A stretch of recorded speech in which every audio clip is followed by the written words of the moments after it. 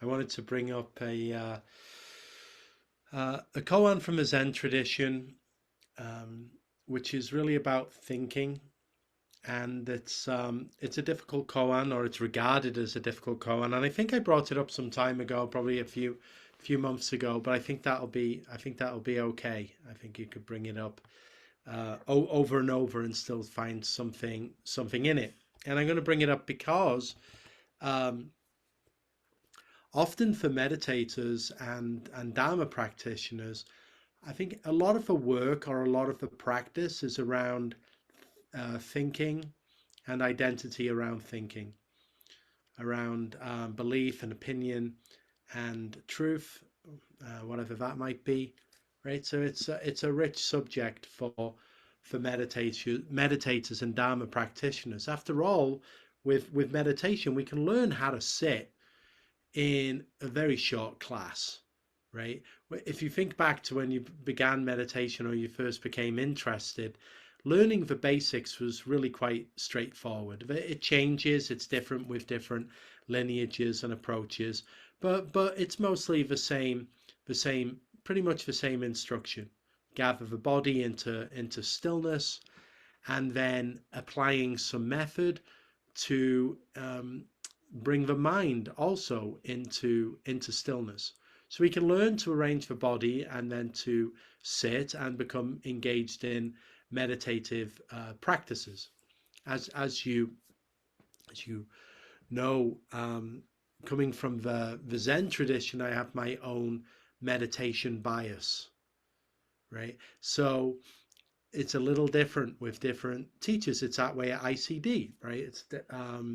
So Ian, Mary, Valerie, Eileen, others have a different approach, perhaps to sit and practice and to Dharma practice. For myself, the heart of Zen meditation is the practice of shikantaza, or just sitting meditation. The Japanese word shikantaza can be roughly translated as just sitting in contact with things as they are, just sitting in contact with reality.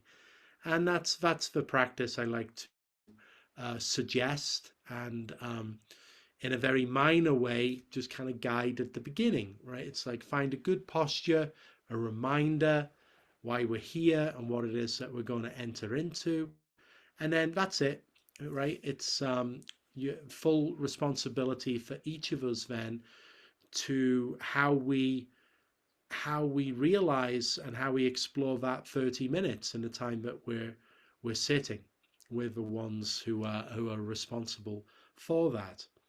When we have method, then method can be extraordinarily helpful, particularly for beginning meditators, but also for those of us with many years and many hours of practice.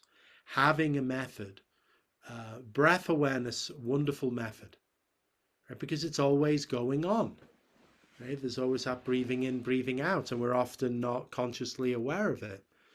So if we're shook up, agitated, or a lot going on in the mind, then such a powerful tool to apply to be able to direct awareness into breathing. Breathing isn't disturbed by what we're thinking about. Although we might have a physical reaction and be breathing kind of more difficult or longer or faster, but the breath it will help us to let go of agitation in the thinking mind and return to something that is right at the center of things. As we open up and let go of a strict method, then a broader landscape opens up. We're able to experience sight and sound and the content and take a broader view, really opening up the aperture of awareness. Right? Opening up the aperture of awareness so that there is a broad seeing and a broad experiencing that is going on. When we do that, if we can apply this methodless method ultimately of letting go of preference around the content, then we can really come to know and experience. And it's more of a knowing in the bones than a knowing in the intellect, but to know and experience what it is to really to just sit in the Zen way. You know, Zen is often like the popular idea of Zen often brings a smile to people who practice Zen because it seems well off, you know, I mean, off the mark in that way. That Zen is being calm and chill and having this wonderful equanimity around things. And anyone who practices Zen or you know, who are foolish enough to live at a Zen center would be quickly disavowed of that you know, that it's about being just settled and chill and having equanimity all of the time.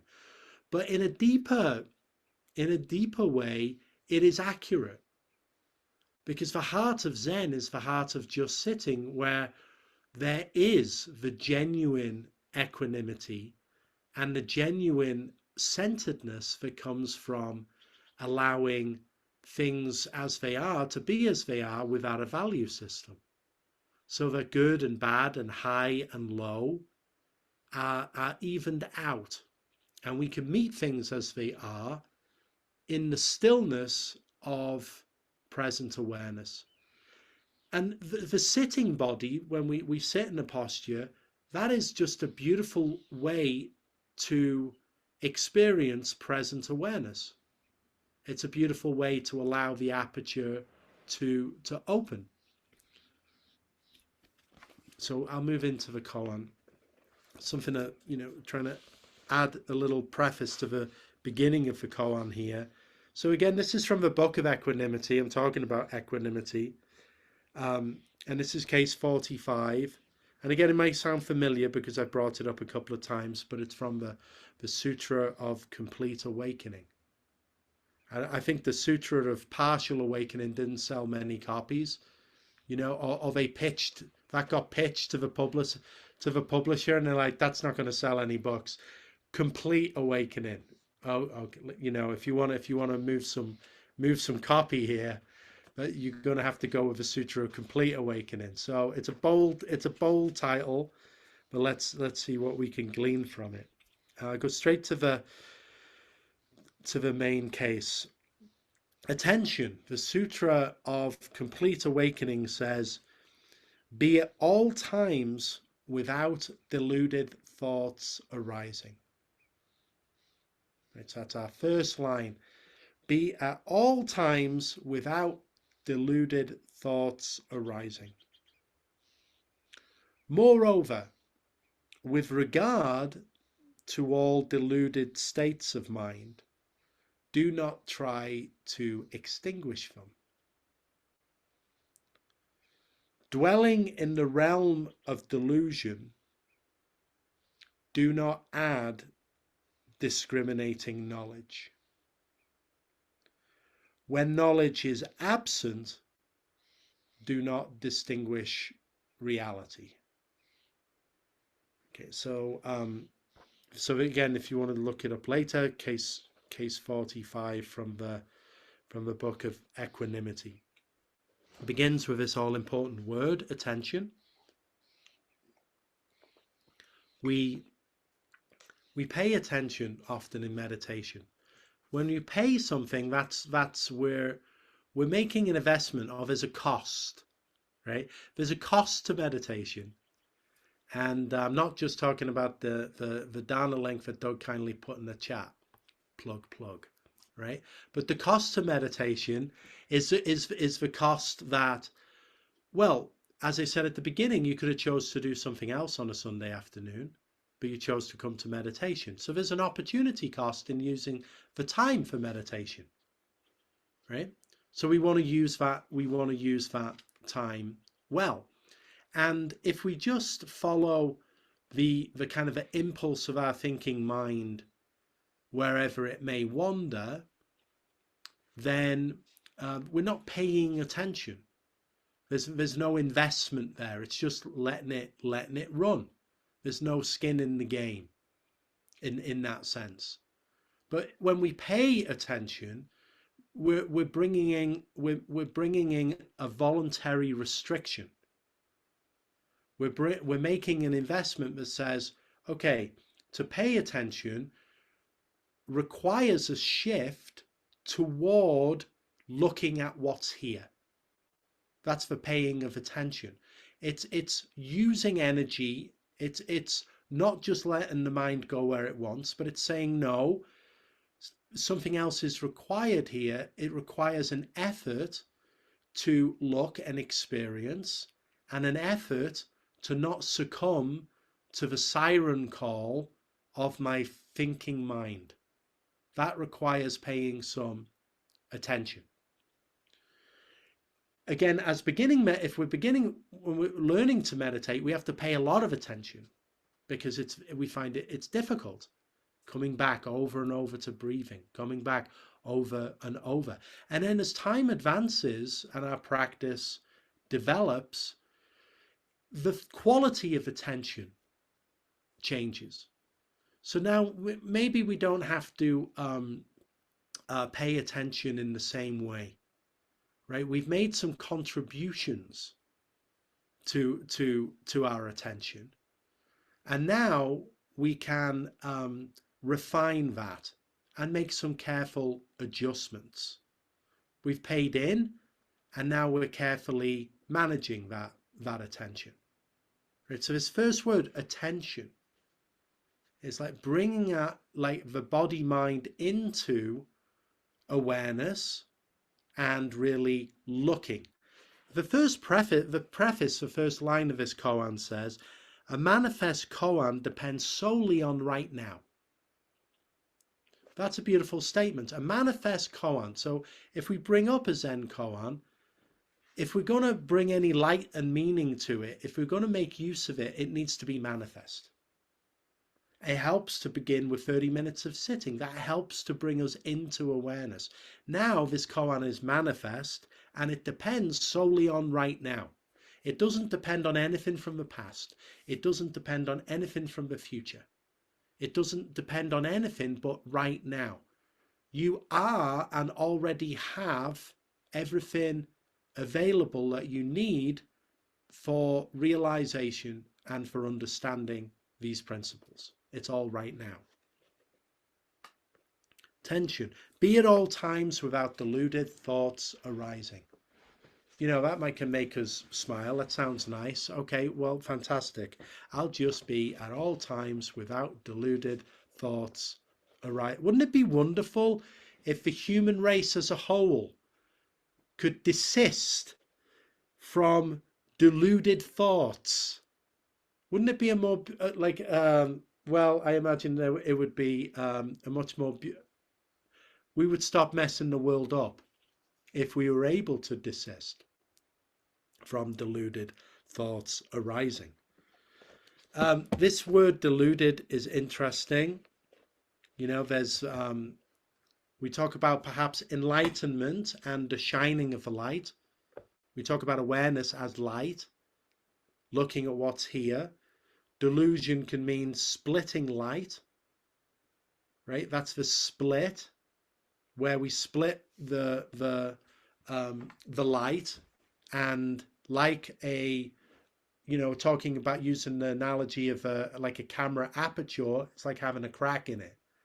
That's when the light then just gets distorted. That can be delusion. But I looked up the word, as I like to do, and I have a new resource. I like to use there's an app called Perplexity. I like it more than Google, right? This is not any kind of endorsement. They're not giving me like 2 cents for every time I mention Perplexity.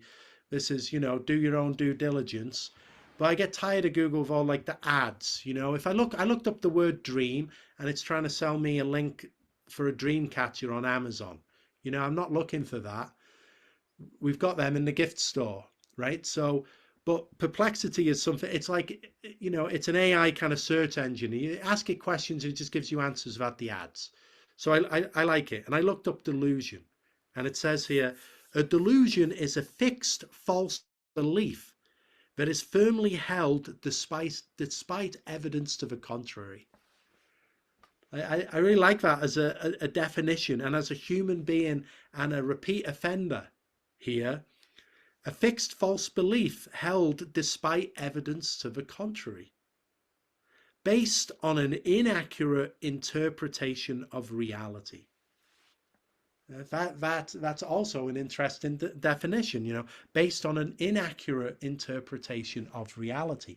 Zazen, Zen just sitting, is the practice of an accurate alignment with reality. That's the practice of it, right? Because if we can just experience ourselves, we experience this life as we sit, we are receiving and reflecting an accurate interpretation of reality.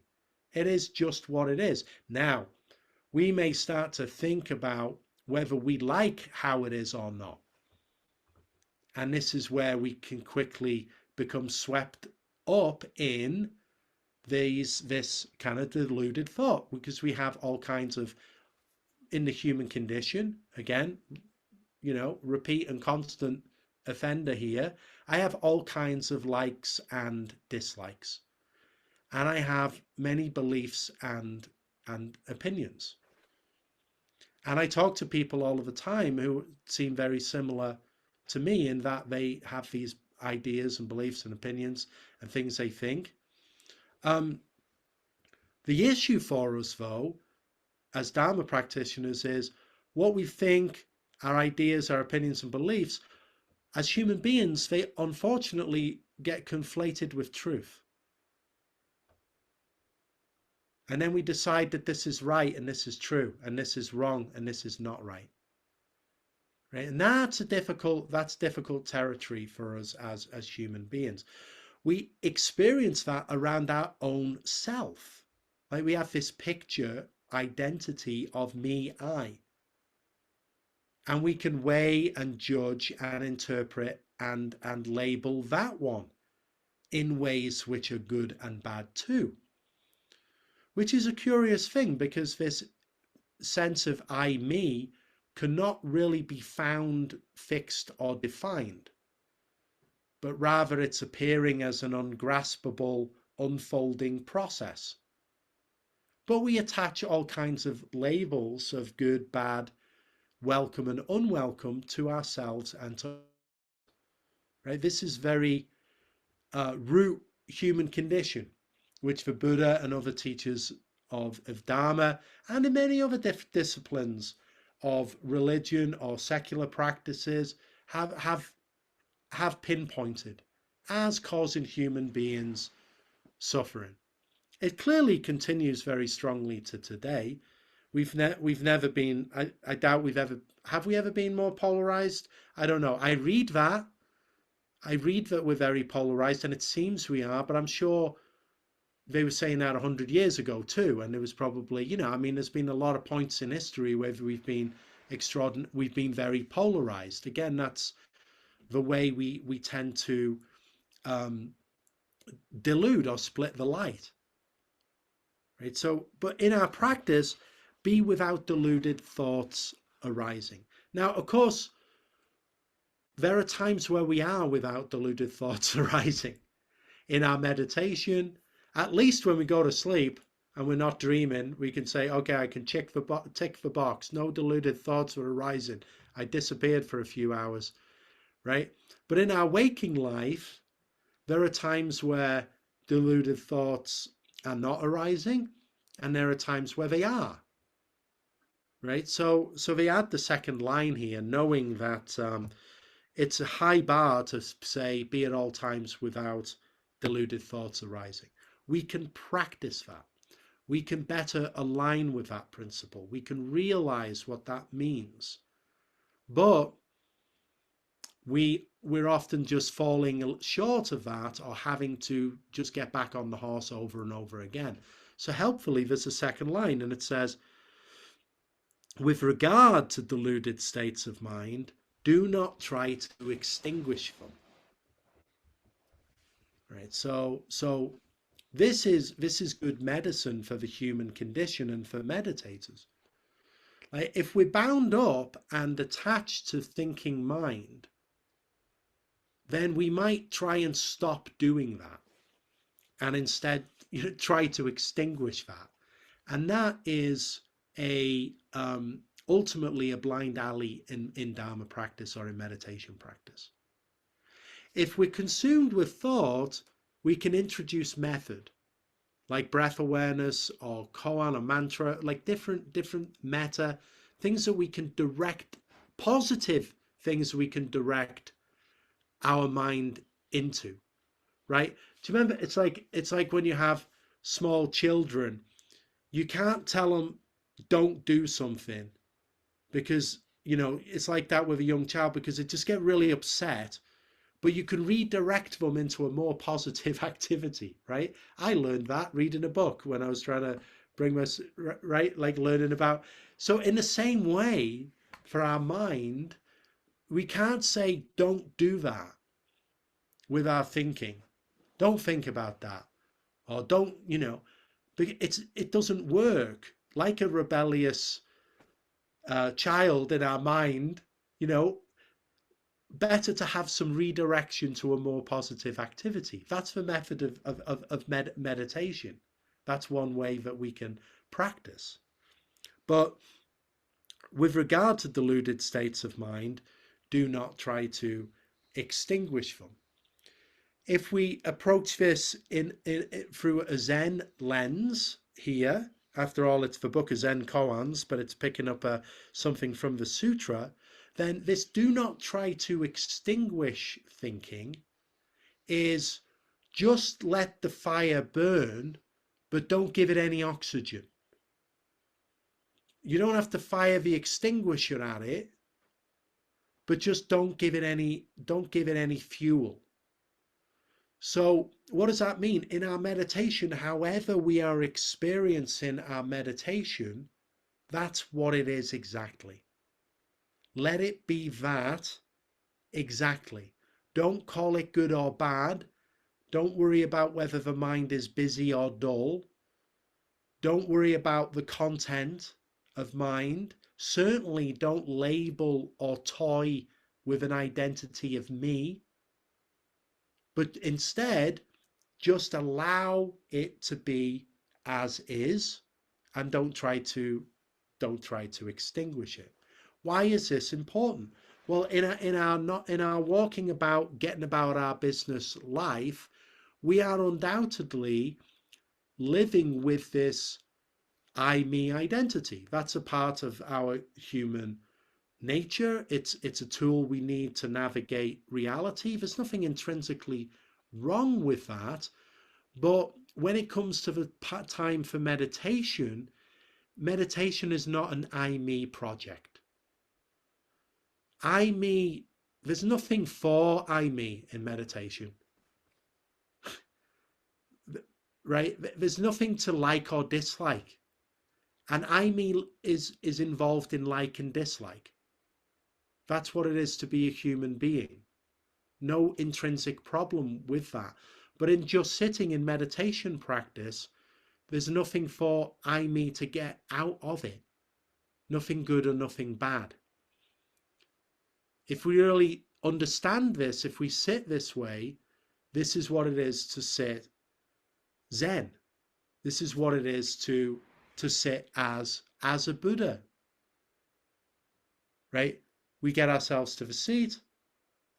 There's still thoughts and things going on, but don't worry about those thoughts. Just don't worry about what's going on. And as I say over and over, and maybe it might be say it too much at this point, but I really mean it, is just have no more regard for your thinking than you do for the feeling in your feet. And you'll be well served in sitting practice. And once you get up and off the cushion or out of a chair, let thinking then conform to the environment and use it where it needs to be used. And don't use it where it doesn't work. So don't try to extinguish thought. Okay, so our next line. Dwelling in the realm of delusion, do not add discriminating knowledge. This is another thing that occurs in meditation. You know, we cling to what we discover, or we tend to cling to what we discover in our practice and call it good or bad. We can apply that to our meditation or our Dharma practice, how we're doing in our practice, where we are in our appreciation of present awareness or the whole scheme of enlightenment and delusion. But anywhere that we land and try and find where we are or try and place ourselves is just adding discriminating knowledge. Dwelling in the realm of delusion, do not add discriminating knowledge. You know, so if we're thinking about things and then we're thinking about things, or we're, you know, or just judging how we're not thinking. Oh, I'm not thinking, that's good. Now I'm really thinking, that's bad. Right? So we can put ourselves in this double trouble and tie ourselves in knots by adding discriminating knowledge. Whether it's good or whether it's bad, just have no regard or no opinion on how your meditation's going or how your Dharma practice is going.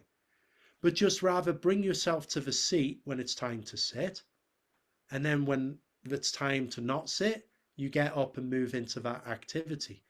If we can institute, or if you already have, a time of day where you devote to Dharma practice, to meditation practice, and use that time efficiently to really sit with this close, direct awareness, then you don't have to worry about where your Dharma practice is headed, because you are practicing as a bodhisattva. You are living as someone who is committed to being a present, aware person in the world. And that's enough. You don't have to become something more. That's a wonderful relief in Dharma practice.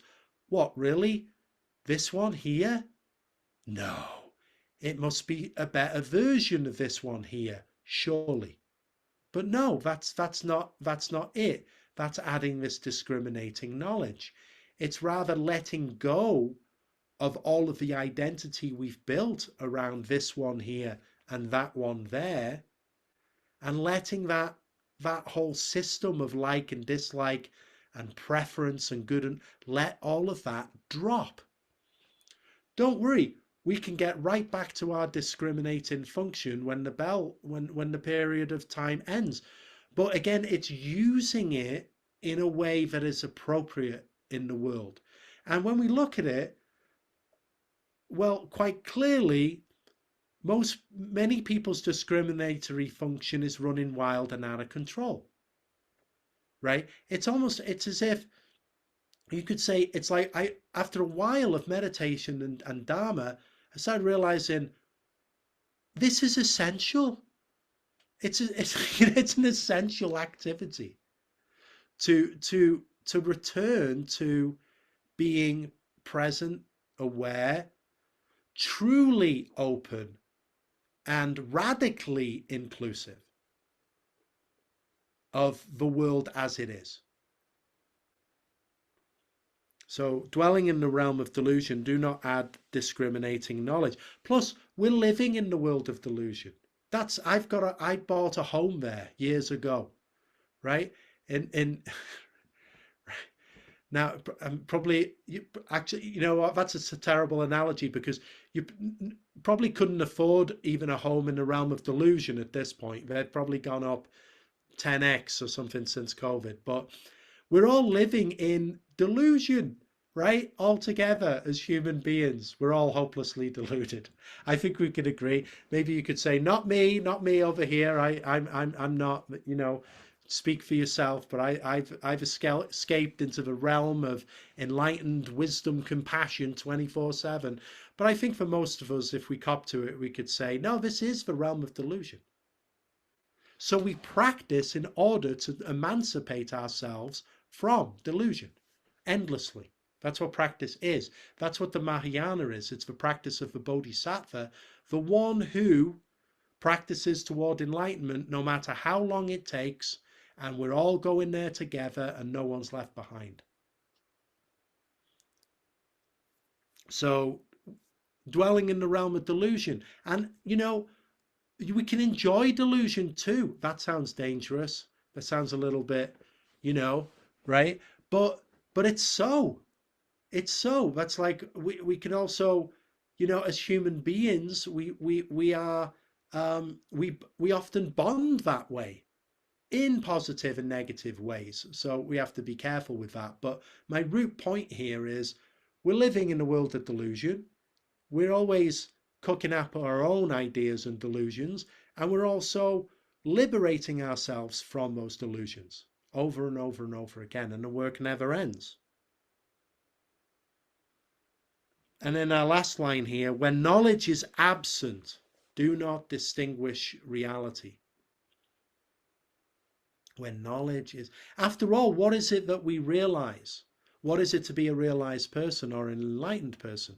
Somebody who's awake, right? Does that mean that we have gained something or attained something or found the secret, or discovered the hidden treasure? Do we have something? Have we got something now? Do not distinguish reality when knowledge is absent. The loss of knowledge and the return of a realization of not knowing, of no knowledge, is wonderfully liberating. To not know. There's another koan just somewhere in this book here that says not knowing is the most intimate thing. Right? As human beings, we gather knowledge. It's a function, again, of navigating this reality. The past is informing the present. We're always planning about what's next and using knowledge, right? But we also understand that it's guesswork. It's always guesswork. What's going to come? Tomorrow, we have an idea of tomorrow. Tomorrow is not going to look like what we think it does. It may resemble it.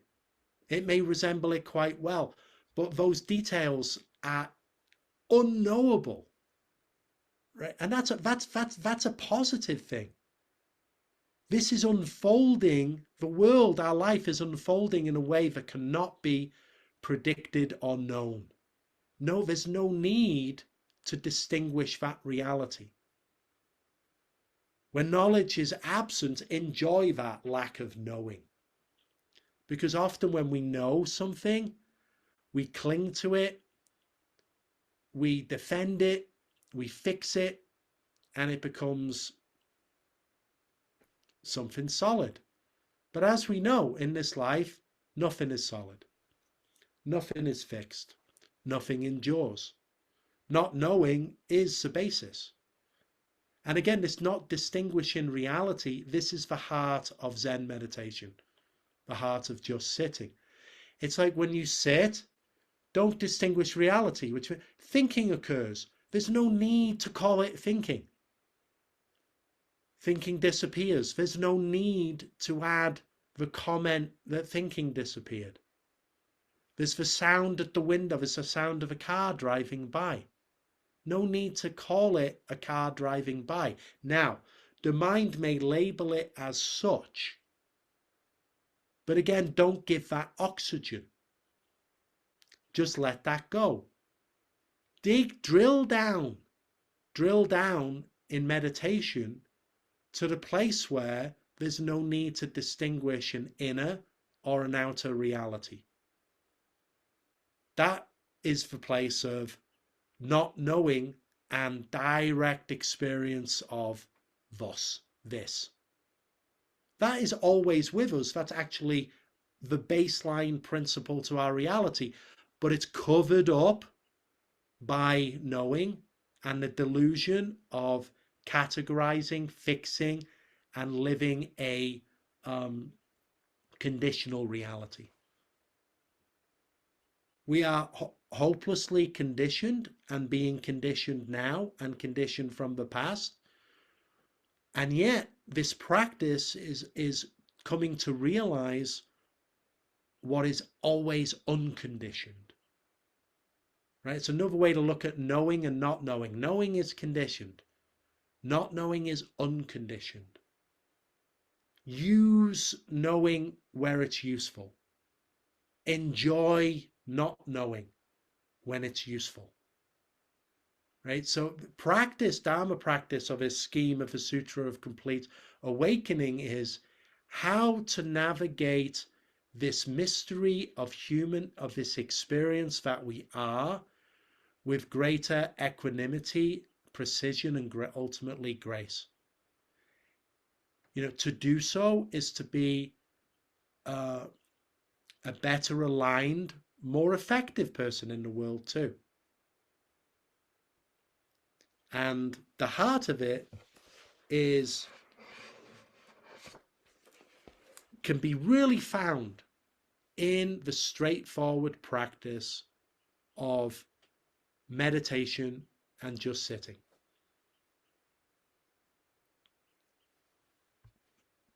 I hope some of these points are useful, or at least, dare I say, thought provoking, right? It's like not the thinking, I don't want to give it a bad rap.